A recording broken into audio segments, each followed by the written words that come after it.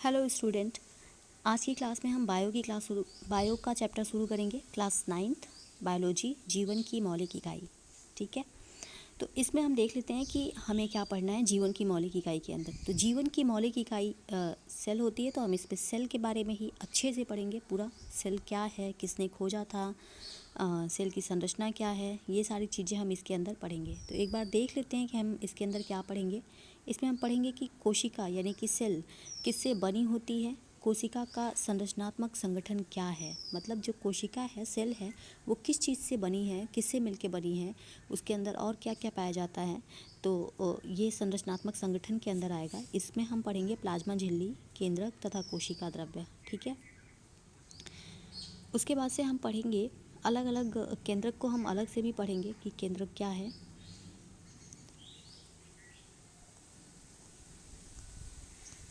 उसके बाद से इस चैप्टर के अंदर हम लोग देखेंगे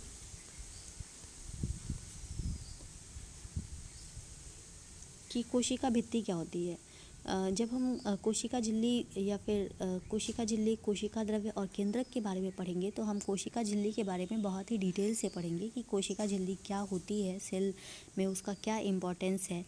फिर कोशिका भित्ति के बारे में पढ़ेंगे कि किसमें पाई जाती है, किसमें नहीं पाई जाती है। ठीक है, इस चैप्टर के अंदर और आप पढ़ेंगे केंद्रक के बारे में। फिर आप पढ़ेंगे कोशिकांग क्या होता है। ठीक है, कोशिकांग क्या होता है, मतलब कोशिका द्रव्य तो पढ़ेंगे ही, कोशिकांग क्या होता है मतलब सेल के अंदर और भी बहुत सारे अंग, उसके ऑर्गन पाए जाते हैं जिनको हम कहते हैं कोशिकांग। ठीक है, और फिर आप पढ़ेंगे प्रोकैरियोटिक कोशिका क्या होती है, यूकैरियोटिक कोशिका क्या होती है, कोशिका अंगक यानी कि कोशिकांग। तो कोशिकांग के बारे में आप पढ़ेंगे, जिसके अंदर आप पढ़ेंगे अंतःपरद्रव्य जालिका, गाल्जिकाए, लाइसोसोम। लाइसोसोम के बाद से आप पढ़ेंगे प्लास्टिड, रस्थानिया। और इन सब को पढ़ने के बाद एक और आपका छोटा सा कॉन्सेप्ट आएगा, वो आएगा कोशिका विभाजन। तो ये सारी चीज़ें हम इस चैप्टर के अंदर पढ़ेंगे।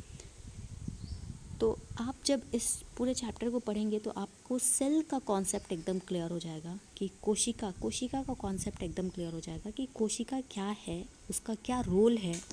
ठीक है, ये सारी चीज़ें आप जान जाएंगे।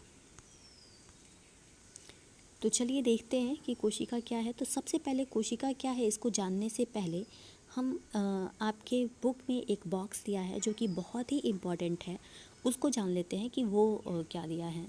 तो कोशिका का सबसे पहले पता, कुछ साइंटिस्ट के नाम दिए हैं जिन्होंने कोशिका पे अलग अलग काम किया और अलग अलग अपना व्यू दिया, अपना कोशिका के बारे में अपने अपने विचार दिए, कुछ सिद्धांत दिए। तो उसको हम जान लेते हैं कि क्या दिए। तो कोशिका का सबसे पहले पता जो है वो रॉबर्ट हुक ने लगाया था। कब लगाया था? 1665 में। और इनकी खास बात ये थी कि कार की पतली काट में इन्होंने क्या किया था, अनगढ़ सूक्ष्मदर्शी यानी कि स्वयं की बनी सूक्ष्मदर्शी की सहायता से ऐसा पता लगाया था। फिर दूसरे वैज्ञानिक आपके आते हैं ल्यूवेनहॉक। ल्यूवेनहॉक 1674 इन्होंने सबसे पहले उन्नत सूक्ष्मदर्शी, मतलब थोड़ी और एडवांस सूक्ष्मदर्शी की सहायता से इन्होंने क्या देखा था कि जल में स्वतंत्र रूप से जीवित कोशिकाओं का पता लगाया था। फिर आपके वैज्ञानिक आते हैं रॉबर्ट ब्राउन।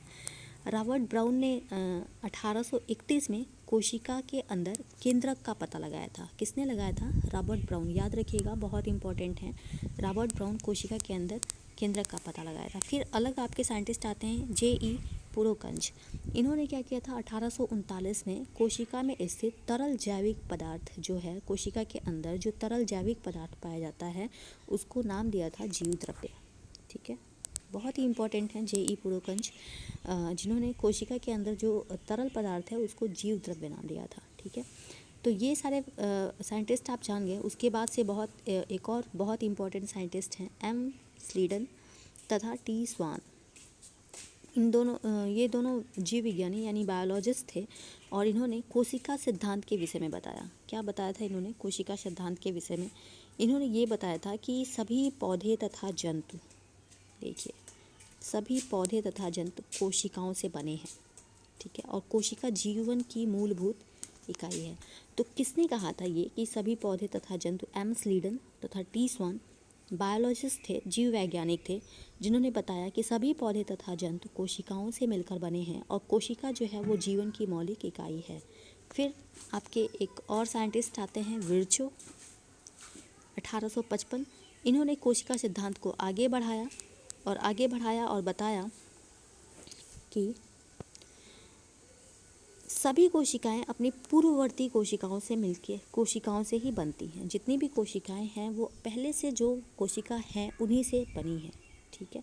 तो जितने भी साइंटिस्ट का नाम आपने पढ़ा अभी इस चैप्टर के अंदर, इस बॉक्स के अंदर, वो सारे इम्पॉर्टेंट हैं, एक भी स्किप मत कीजिएगा, सारे याद करिएगा, ठीक है। और उसके बाद से आपका आता है 1940 में इलेक्ट्रॉन सूक्ष्मदर्शी की खोज। इलेक्ट्रॉन सूक्ष्मदर्शी की खोज जब हुई तो ये बहुत बड़ी क्रांति थी। इसके माध्यम से, इलेक्ट्रॉन सूक्ष्मदर्शी के माध्यम से कोशिका की जटिल संरचना, मतलब कोशिका बहुत ही छोटी इकाई है, बहुत ही छोटी, सोच लीजिए स्ट्रक्चरल यूनिट है, यानी कि जीवन की मौलिक इकाई है, तो बहुत ही छोटी है। जब इलेक्ट्रॉन सूक्ष्मदर्शी से इसको देख पाना संभव हुआ तभी इसके बारे में और जान पाना संभव हुआ, ठीक है। तो ये कब हुआ? 1940 में, जब इलेक्ट्रॉन सूक्ष्मदर्शी की खोज हुई। तो ये आप लोग याद रखिएगा, इससे आपको बहुत सारा कॉन्सेप्ट आ गया होगा दिमाग में कि कोशिका की खोज किसने की थी, फिर आगे क्या हुआ था। तो अब देखिए, कोशिका जो है वो क्या है, लैटिन शब्द से मिलके बना है, जिसका अर्थ होता है छोटा कमरा। कोशिका यानी कि सेल लैटिन शब्द से मिलके बना है, जिसका अर्थ है छोटा कमरा, ठीक है। सजीव किससे बने होते हैं? तो जितने भी आप सजीव अपने आसपास देखेंगे वो सब की जो स्ट्रक्चरल यूनिट है, संरचनात्मक यूनिट है, वो क्या है? कोशिका ही है। अगर आप प्याज की एक झिल्ली का अवलोकन करें, प्याज का एक टुकड़ा लें और उसका अवतल साइड की तरफ से आप एक पतली सी झिल्ली पिन की सहायता से निकालें और निकाल के उसको स्लाइड में रखें और उसको हमेशा गीला रखें, क्योंकि बहुत जल्दी सूख जाएगा जैसे ही आप उसको अलग करेंगे, और आप उसको सूक्ष्मदर्शी में देखेंगे तो आप उसको सेफ्रामाइन में कलर कर लेंगे। सबसे उसके बाद से सेफ्रामाइन में कलर इसलिए करते हैं क्योंकि आपकी जो सेल होती है वो ट्रांसपेरेंट के बजाय थोड़ी कलर दिखेगी, तो आपको अच्छे से विजिबल होगी, मतलब देखने में आसानी होगी, ठीक है। इस वजह से सेफ्रामाइन का उपयोग किया जाता है कलर करने के लिए। इस क्रियाकलाप को आप अच्छे से पढ़िएगा, 5.10 थियरी है, अच्छे से पढ़िएगा, तब आपको ये समझ में आएगा कि एक स्लाइड आप कैसे बना सकते हैं, ठीक है। तो स्लाइड कैसे बनाएंगे? ब्रश से पहले जो झिल्ली है उसको अलग करेंगे, निकालेंगे प्याज से निकाल के उसको एक अलग पेट्री डिश में या फिर वॉच ग्लास में रखेंगे, पानी उस पर डालेंगे, फिर उसको क्या करेंगे? स्लाइड पे रखेंगे। स्लाइड पे रखने के बाद आप उसको सेफ्रामाइन से कलर करेंगे। कलर करने के बाद उस पर एक कवर स्लिप लगाएंगे। उसके बाद उसको सूक्ष्मदर्शी में देखेंगे तो ये क्या हो गई? टेम्पररी स्लाइड आपकी तैयार हो गई। तो जब आप उसको इसमें देखेंगे, प्याज की माइक्रोस्कोप पे देखेंगे, सूक्ष्मदर्शी से देखेंगे, तो आपको कुछ ऐसी संरचना दिखाई देगी। प्याज की झिल्ली की कोशिकाएं, देखिए क्या है इसमें? केंद्रक, बीच में जो थोड़ा सा डार्क पोर्शन है केंद्रक, और फिर कोशिकाएं। ये थी, ये कोशिका का मतलब होता है कि लैटिन वर्ड से मिलके बना होता है, जिसका अर्थ है क्या? कोशिका क्या है? एक लैटिन शब्द है जिसका अर्थ है छोटा कमरा, ठीक है। तो ये कमरे जैसी संरचना है, इसी वजह से इसको कोशिका कहा गया।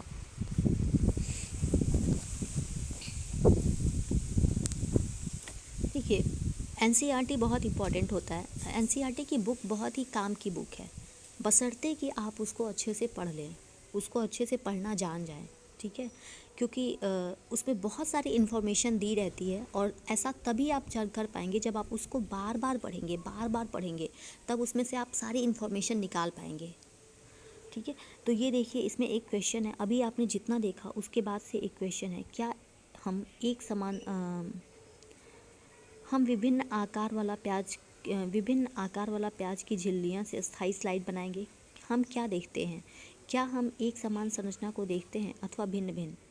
तो प्याज में जब आप विभिन्न आकार की प्याज का मतलब एक आकार की, फिर अलग अलग आकार की प्याज की झिल्ली की संरचना बनाएंगे, तो आप देखेंगे कि जो भी आप प्याज की झिल्ली ले रहे हैं, चाहे बड़ा प्याज छोटा प्याज जैसा भी, तो उसकी किसी की भी झिल्ली लेंगे तो उसमें संरचनाएं जो आपकी होंगी एक ही प्रकार की दिखाई देंगी। जैसे कि ये चित्र 5.2 में दिखाया गया है, ऐसी ही संरचना। तो प्याज की झिल्ली, जो प्याज की संरचना होती है, वो लगभग एक समान होती है। क्या ये सभी संरचनाएं एक जैसी, ये संरचनाएं क्या हैं इसको आप देखेंगे। क्या ये सभी संरचनाएं एक जैसी हैं? ये सभी मिलकर एक बड़ी संरचना बनाते हैं, जैसे कि प्याज। इस क्रियाकलाप में हमें पता चलता है कि विभिन्न आकार के प्याज में सूक्ष्मदर्शी द्वारा देखने पर एक ही जैसी संरचना दिखाई देती है। ये आपका यहाँ से यहाँ तक आपने देख लिया कि एक ही जैसी संरचना देते हैं। प्याज की झिल्ली की कोशिकाएं एक समान हैं, प्याज के आकार से इनका कोई भी संबंध नहीं है। ठीक है।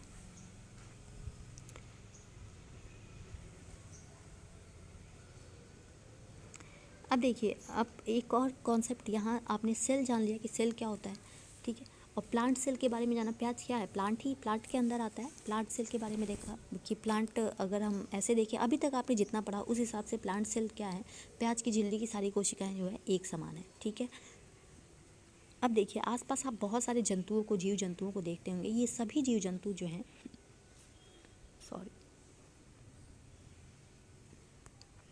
ये सभी जीव जंतु जो हैं वो किससे मिलके बने हैं? सेल से ही मिलके बने हैं। सेल यानी कि कोशिका से मिलके बने हैं। तो कुछ जीव जंतु एक कोशिक होते हैं, कुछ बहुकोशिक होते हैं। एक कोशिक वो होते हैं जिनमें सिर्फ एक कोशिका होती है, और बहुकोशिक वो होते हैं जिनमें एक से अधिक कोशिका होती है, ठीक है। तो ये एक आपका पता चला कि एक कोशिक क्या होते हैं, बहुकोशिक क्या होते हैं। देखिए, और प्रत्येक बहुकोशिक जीव एक कोशिक से ही विकसित हुआ है। मतलब अगर विकास के क्रम को देखा जाए तो सबसे पहले एक कोशिक आया होगा और उसी से फिर बहुकोशिकी कोशिकाएं बनी हैं, ठीक है। तो कोशिका विभाजित होकर अपने ही जैसी कोशिकाएं बनाती हैं, और इस प्रकार सभी कोशिकाएं अपनी पूर्ववर्ती कोशिकाओं से उत्पन्न हुई हैं। मतलब कोशिका में जब विभाजन होता है तो वो क्या होती है, अपने जैसी ही कोशिका बनाती हैं। तो हम कह सकते हैं कि सभी कोशिकाएं जो होती हैं अपने पूर्ववर्ती कोशिकाओं से बनी होती हैं। अब देखिए, हमने ये देखा था कि सभी जीव जंतु, पेड़ पौधे कोशिका से मिलके बने होते हैं। क्योंकि कोशिका, जैसे इसको आप ऐसे समझिए कि अगर कोई घर है तो वो ईंट से मिलके बना होता है, ठीक है। ईंट को ही जोड़ जोड़ के घर बनता है। तो ईंट क्या है, उस घर की इकाई है, मतलब फंडा में संरचनात्मक यूनिट, संरचना में वो ईंट ही कई ईंट जुड़ जुड़ के एक बड़ा सा घर बनाते हैं। वैसे ही आपकी बॉडी या फिर हमारी बॉडी या प्लांट का जो पूरी संरचना है, प्लांट, ये सारी क्या है, सेल से मिलके बनी है, ठीक है।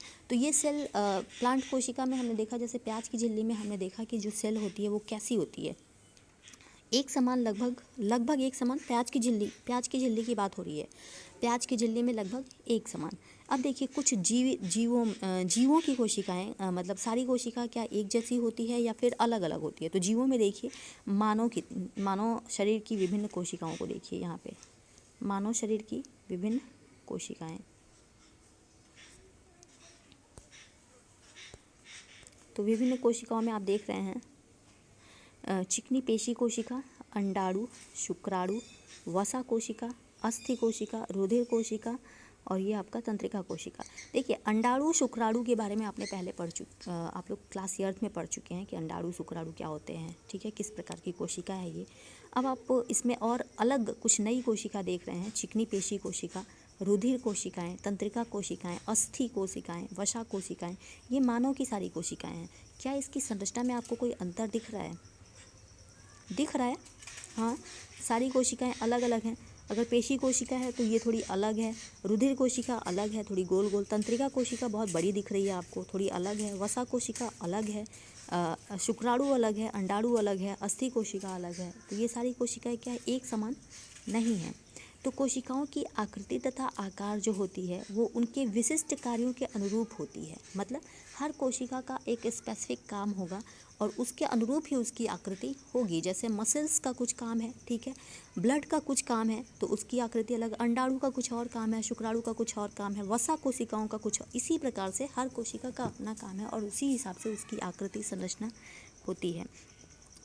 कुछ कोशिकाएं अपना आकार बदलती हैं, जैसे कि आप अमीबा, यूनिसेलुलर यानी एक कोशिकी है अमीबा, और अमीबा क्या करता है, अपनी आकृति को बदलता है अपना भोजन ग्रहण करने के लिए, तैरने के लिए, यहाँ से वहाँ लोकोमोशन, संचलन, चलने के लिए वो क्या करता है, अपनी आकृति में बदलाव करता है, ठीक है। और प्रत्येक प्रकार की कोशिका जो होती है, कुछ जीवों में कोशिका का आकार लगभग स्थिर रहता है, प्रत्येक प्रकार की कोशिका के लिए विशिष्ट होता है। उदाहरण के लिए तंत्रिका कोशिका, मतलब तंत्रिका कोशिका का आकार लगभग स्थिर है सभी जीवों में, और ये विशिष्ट प्रकार की कोशिकाएं होती हैं। इनका काम क्या होता है हम पढ़ेंगे जब इसके आगे कभी आप तंत्रिका कोशिका के बारे में कभी चर्चा होगी तो पढ़ेंगे। देखिए, प्रत्येक जीवित कोशिका में मूलभूत कार्य करने की क्षमता होती है, जो सभी सजीवों का गुण है। मतलब सजीवों का गुण क्या है कि आपके अंदर कार्य करने की कुछ न कुछ क्षमता होती है। जीवित कोशिकाओं में भी कार्य करने की क्षमता, जीवित कोशिका में कार्य करने की क्षमता एक्चुअली होती है, मृत कोशिकाएं काम नहीं करती हैं। ठीक है, तो जीवित कोशिकाएं ही काम करती हैं।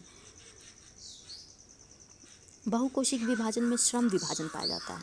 बहुकोशिक जीवों में श्रम विभाजन पाया जाता है। श्रम विभाजन का मतलब कि वो कुछ ना कुछ श्रम करते हैं, कोशिकाओं द्वारा कुछ ना कुछ श्रम किया जाता है। जैसे कि बहुकोशिक जीव है, जैसे मनुष्य है, तो मनुष्य में क्या है, आपका हाथ क्या मसल्स से मिलके बना होता है। तो मसल्स यानी कि इसमें कौन सी कोशिका है, मसल सेल, पेशी कोशिका, पेशियाँ इसमें बहुत सारी हैं, तो इसका काम अलग है। ठीक है, ऐसे ही हमारी बॉडी का इंटरनल पार्ट अगर आप देखें, हार्ट का काम कुछ, हृदय का कुछ अलग काम है।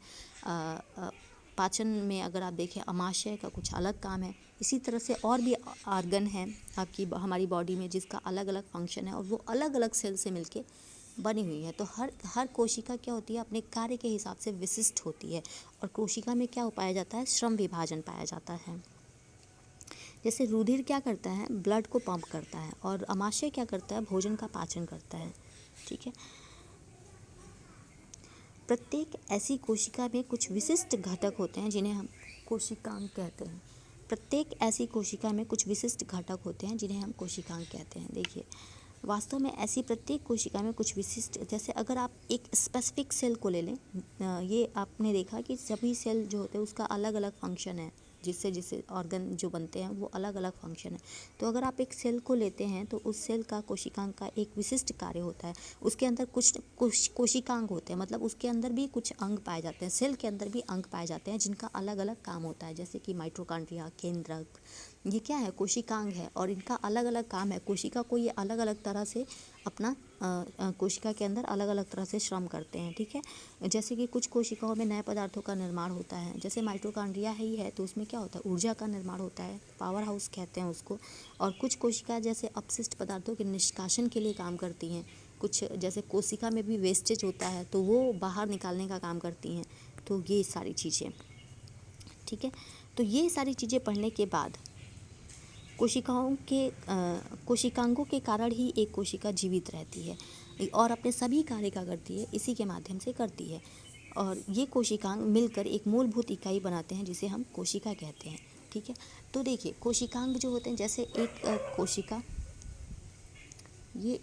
है। ठीक है, और ये कोशिका के अंदर बहुत सारे कोशिकांग हैं जिनके कार्य अलग अलग हैं। इस कोशिका के अंदर ये सारे कार्य संपन्न होते हैं। यहाँ कहीं ऊर्जा उत्पन्न हो रही है, कहीं क्या हो रहा है, जो भी एक झांस निकल रहा है, मतलब जो भी टॉक्सिक चीज़ें इस सेल में बन रही हैं उसको बाहर निकालने का काम करता है। कुछ और सिंथेसिस होता है, न्यूक्लियस है तो कुछ और काम करता है। न्यूक्लियस के बारे में आप लोगों ने पिछली कक्षा में पढ़ा था कि क्या काम करता है, उसके अंदर क्या क्या होता है। तो ये सारी चीज़ें क्या होती है, एक सेल के अंदर हो रही हैं। ठीक है, और ये सेल क्या है, जीवन की मूलभूत इकाई है। यानी कि आपकी अगर मनुष्य की बॉडी या फिर जीवों के शरीर की मूलभूत इकाई होती है। ठीक है, और ये सारे जो इसके अंदर जो आर्गन अलग अलग पाए जाते हैं, ये क्या है, कोशिकांग होते हैं।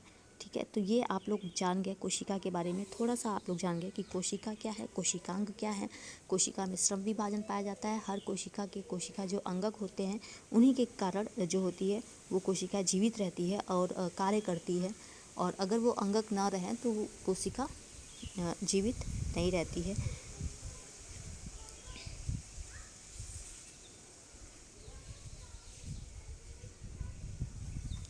सभी कोशिकाओं में एक ही प्रकार के कोशिकांग होते हैं। देखिए, ये बड़ा रुचिकर है कि सभी कोशिकाओं में एक ही प्रकार के कोशिकांग होते हैं जिनमें कोई फर्क नहीं पड़ता है कि उसके कार्य क्या हैं अथवा वे किस जीव में पाई जाती है। तो पहला हमने देखा कि कोशिका की खोज किसने, उसके बाद से आपका क्वेश्चन आता है कि कोशिका की खोज किसने और कैसे की। और दूसरा क्वेश्चन आता है कि कोशिका को जीवन की संरचनात्मक एवं क्रियात्मक इकाई क्यों कहते हैं। तो इतना अगर आपको समझ में आया है तो आप इस क्वेश्चन का आंसर लिखेंगे और मुझे बताएंगे, और आपको नहीं समझ में आया है तो ये भी बताइएगा, ठीक है।